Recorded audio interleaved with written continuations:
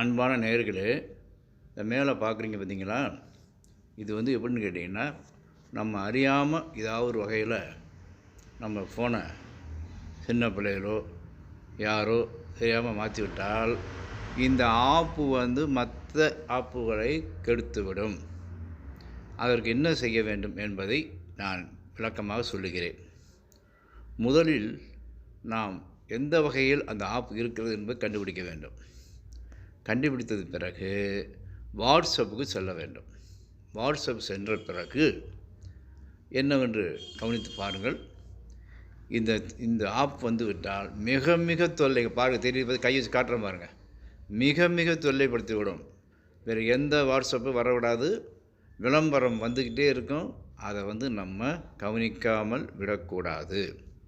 இப்போ அடுத்தபடியாக என்ன செய்ய போகிறேன் என்றால், மெயினாக இந்த ஆப்பு உள்ளவர்களுக்கு இதை எப்படி வெளியேற்றுவது, இதை எப்படி அழிப்பது என்பதை பற்றி நான் விளக்கமாக சொல்லுகிறேன்.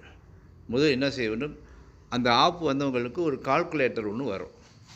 அந்த கால்குலேட்டர் கருப்பாக இருக்கும்.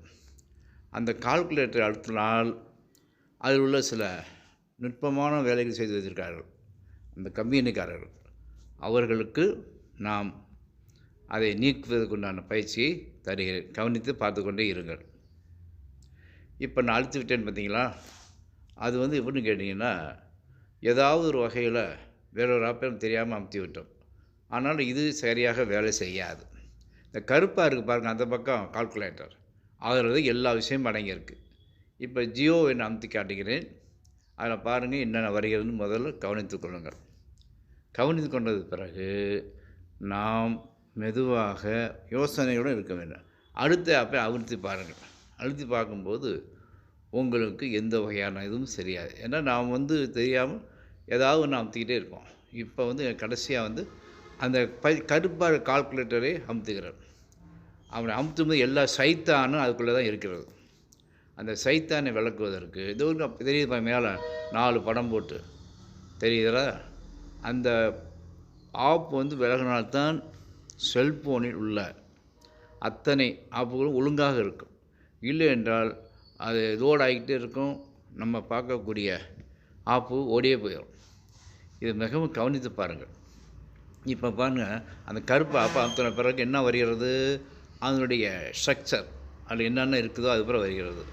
அதை கவனிங்கள். கவனித்து விட்டு நாளுக்கு ஒரு நம்பர் 1542ங்கிற நம்பரை அழுத்தி நாம் அதை ஃபாலோ பண்ணால் நிச்சயமாக அந்த ஆப்பு போய்விட்டது என்றால் நமக்கு நிம்மதியாக நம்ம அப்பவனை பார்க்கலாம்.